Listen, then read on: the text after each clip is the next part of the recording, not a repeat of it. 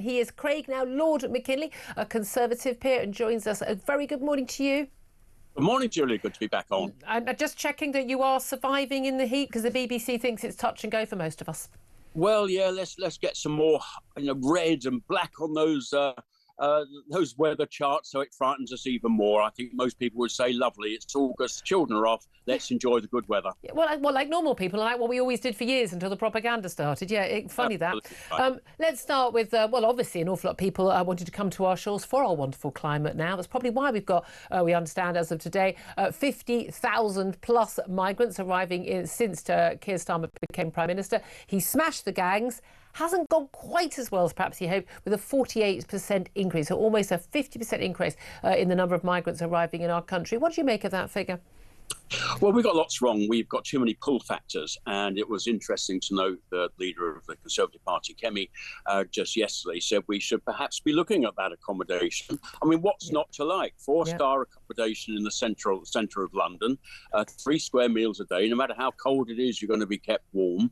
You've got the opportunity of illegal working for one of the delivery companies. Seems to be a very easy touch to get yourself on the back of, and also, because of the activism of our judges, you've got a better chance of getting your application for refugee status approved in the UK than any other European country. Unless we get those things right, it doesn't really matter what we do. So perhaps we should be looking at the quality of the accommodation. But there was an issue, wasn't there? There's a whole thing about, when it all came out that people were in, these migrants were kept in 4-star hotels. Your lot, when they were in power, said, OK, we'll go down to 3- and 2-star hotels. Now they haven't got enough of those. But the solution is, I mean, even Yvette Cooper, the Home Secretary, says we're going to get people out of hotels. But they want to get them out of hotels because it's not so obvious to local community. If you put people in houses of multiple occupation, or you put them in flats, they're private contractors like Sir Keir are taking up 5-year leases on property, no longer available for local people. I would say that's even worse than them being in hotels. I would rather know where they were, and we can keep a track. And given the spate of criminality we have seen, some alleged, some well proven now, violent sexual assaults, violence, knifings, goodness knows what else, theft and the like. Not saying all of these people are, and there will somewhere among this be some genuine asylum seekers who we do want to help, maybe depending on what they can contribute to this country, because I'm sorry, I don't think we should have an open door policy on that. But at the end of the day, we've got a whole load of people plonked into communities, and people are saying it is largely poor communities, but I don't live in a poor community, and I've got one very, very near me, a hotel that's now been turned into an asylum hotel, and these people are living amongst us near primary schools, and frankly, people have had enough. But is the solution camps? Because I think your lot looked at camps at one point, and the human rights officer, lawyers, went, oh no, you can't put them in a camp. That would be a breach of their human rights. Well, what I find really bizarre is that we seem to have a different interpretation of the ECHR rules, whatever they are, in the UK compared to the rest of European countries that these people have passed through.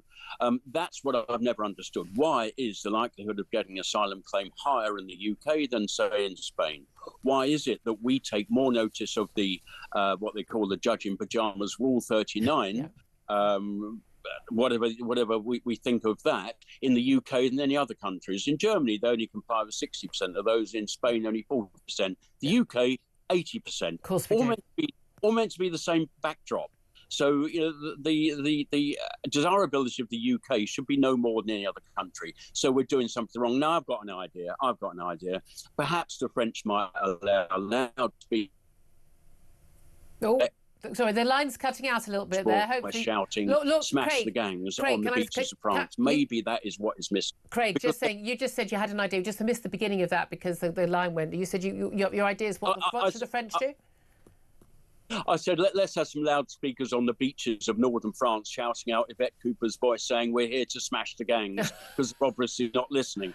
But... I'd love that. Oh, God, I mean, as if that's going to work. But the latest proposal to have this sort of one in and one out, which we know is completely shambolic. It's in the hands of the French. If you claim that you've got a human rights claim in the UK, you will not be exported. Aha! a loophole emerges, dare I say, and then the French get to choose who they send this way. Yep. Let me guess, it's not going to be the cream of the crop, shall I? Or am I being a little cynical? Oh, so cynical, so cynical. Just a call that we just had from Anne, in one of our audience members. I mean, Anne had more common sense than I even know how to tell you this morning. Well, exactly. But I think a lot of people are saying, it's the level of competence, the incapability. There was a certain arrogance in Labour, wasn't it? Which is like, look, the big problem is, A, they're Tories. B, they're not on good terms with the EU. They can't deal with this or that. And there was this view that sort of once they were in power, everything would be fine. Do you think they've been a little bit shocked by how, being in government's quite hard, and just thinking you're a nice person, which they definitely think of themselves, that you actually don't necessarily get the job done? Well, a government is tough. I mean, we've made it tough. We've made it perhaps too tough.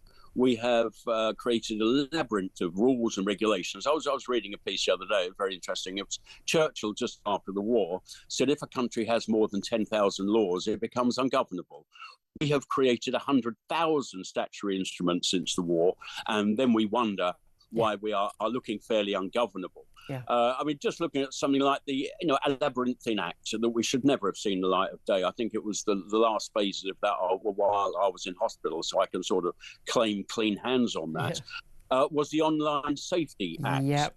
I mean, how the big players are meant to fathom their way through this? So, on phase one, they're actually closing down a little bit too liberally, as we thought they would, because they're worried about being on the wrong side of the law. Yeah, so people don't get to see news footage even of things like protests against asylum hotels. And MPs, and even MPs giving speeches, I'm given to understand. And then they get wrapped on the knuckles for saying, they're being too over-prescriptive of what they're banning. Yeah. So what is this central line that they're meant to be able to... Yeah, well, maybe they shouldn't ban anything that isn't a criminal act. Maybe. Well, I mean, or not deliberately inciting crime as opposed to reporting crime. I mean, maybe they could do that. Good old common law served this country very well for a very long time. It's actually serving a lot of this world very well, particularly the rise of the UAE and Dubai, is because they're based on common law. It's very understandable. If something's dangerous, if something is nasty. Yeah. Trying to put that in words becomes very difficult. But because of 50 years of EU membership, we got rather used to having laws which actually had to be written down to understand common sense. We don't need that. No, exactly. Well, here's an issue of common sense here then.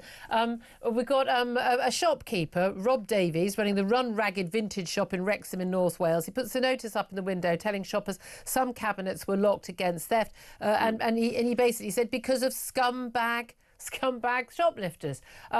Apparently, the police turned up and said, don't think you should have a sign there saying they're scumbag shoplifters. Then they later clarified, once it became publicised, that actually perfectly legal for him to go. It's his right to have that opinion of calling them scumbags. I mean, they can always sue for libel, can't they? I'm not sure they'd win it.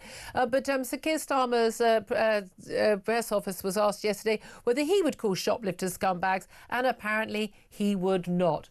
Would you call shoplifters scumbags? I'd call them scumbags, and worse. Yes, this is modern parlance for perfectly understandable what we think of people who are just stealing from other people. It's normal parlance, and to think that the police even thought it worthwhile to visit, quite frankly, I think speaks volumes about...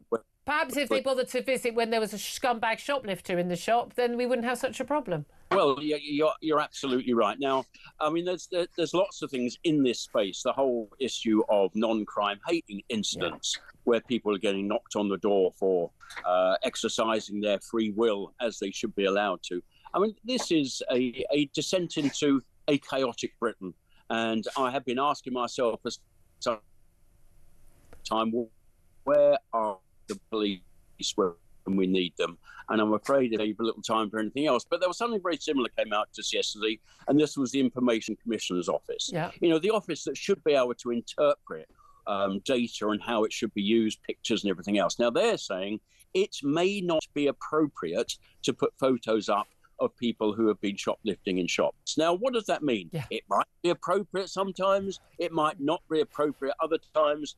They've used a weasel word of get out may not be appropriate. Yeah. Now, if they can't understand the law applying to data, then what chance the rest of us? Yeah. So I'm afraid that is another factor of the world we're living in. Nobody seems to want to actually interpret the law. Exactly. And if the law was actually enforced, then people wouldn't feel the need to do that.